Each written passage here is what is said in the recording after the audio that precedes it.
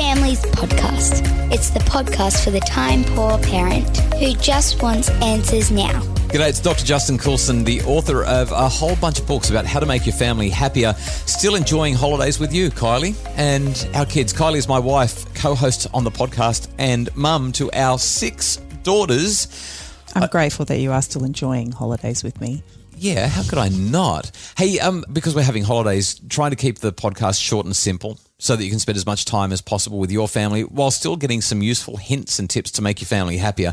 And I was thinking just recently about one of my all-time favourite movies. You're looking at me like you don't know what my all-time favourite movies are. Was it Top Gun? Oh, come on. Are you serious? Are you serious? Did you really just say that to me? Yeah, you were so excited when it got its new release. Oh, Top Gun 2 is still yet to be released. You were excited when you heard it was coming. Yes. And you made me watch the first one because I've never seen it. And I can't believe how bad it was. I can't believe how bad it was either, but you made me watch it. So I figured it must have been your favourite one. And I did grin like an idiot the whole way through. The whole way through. You reminded me of some 15-year-old teenage boy. Yeah, it was kind of positively nostalgic for me. I really enjoyed watching it. Anyway, that's Okay, so clearly that's not your favourite movie. No. Is it Braveheart? No, it used to be. I watched that just recently during these holidays. I can't do it. I was pretty disappointed with it, and I found it like the world has changed since I think it came out in like 1996. Mel Gibson is there with this almost teenage girl who he marries, and he's meant to be the same age, but he looks like he's 50 years old. And I was watching it and cringing the whole time, just going, wow, I'm just so offended by this. It's not right. And then there was just the whole movie. I didn't like it nearly as much as we did back in the 90s. But no, it's not Braveheart, which used to be one of my favourites. Princess Bride used to be a favourite of mine as well. You're not going to guess. Okay, well, you better tell me then. I don't think I could guess what you'd say, by the way. I reckon you'd say Mission Impossible. You like Mission Impossible. Really? Really? That's what you're going to say my favourite movie is? Or you'd say one of those rom-coms like My Best Friend's Wedding.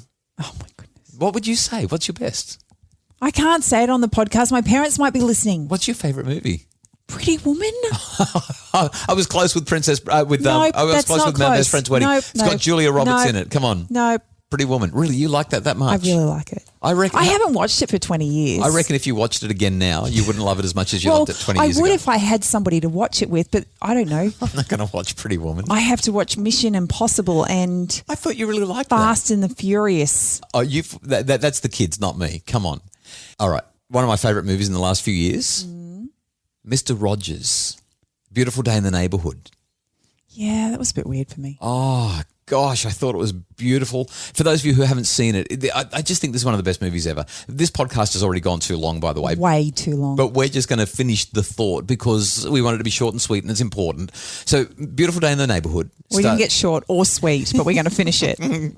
Tom Hanks is in it. He plays the part of Mr. Rogers, this television character who was enormously important in the United States for about 30 years. He had this TV show, but in Australia we really didn't get to see it.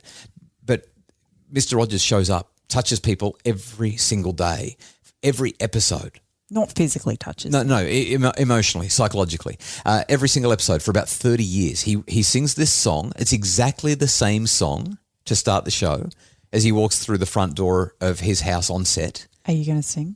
No. And then he takes his jacket and shoes off and puts on a cardigan and his inside shoes that feel more comfortable. And he does it every single episode. It never changes. He's completely consistent.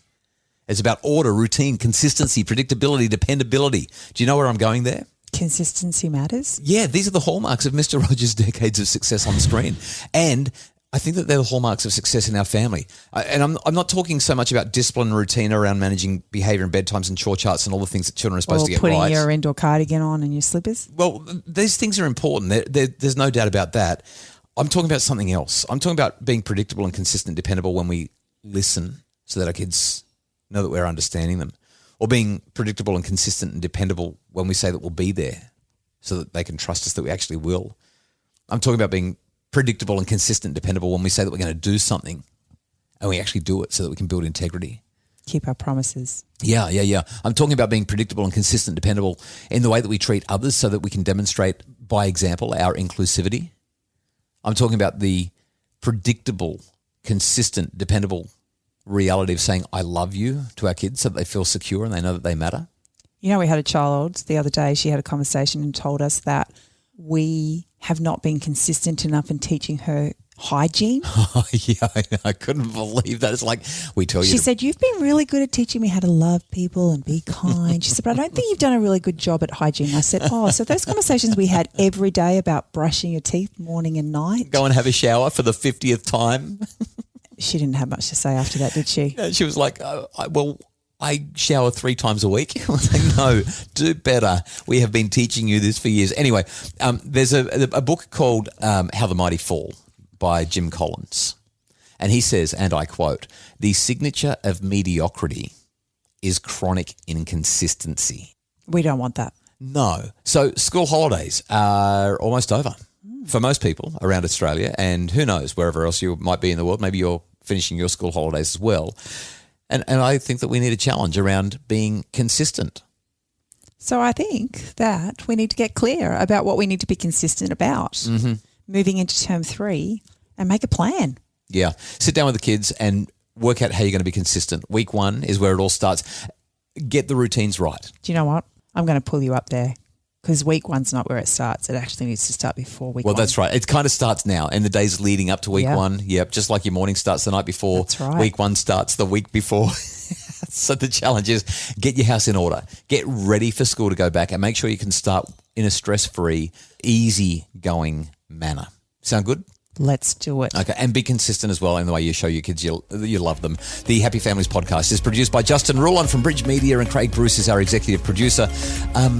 If you want more info about how to make your family happier, you can find it all at happyfamilies.com.au. And sorry for talking so long in this one. I know we said short and sweet. We've been pretty good. We've been pretty short and pretty sweet, but this one's gone a bit longer. Forgive us. Next time, we'll be short and sweet again, I promise.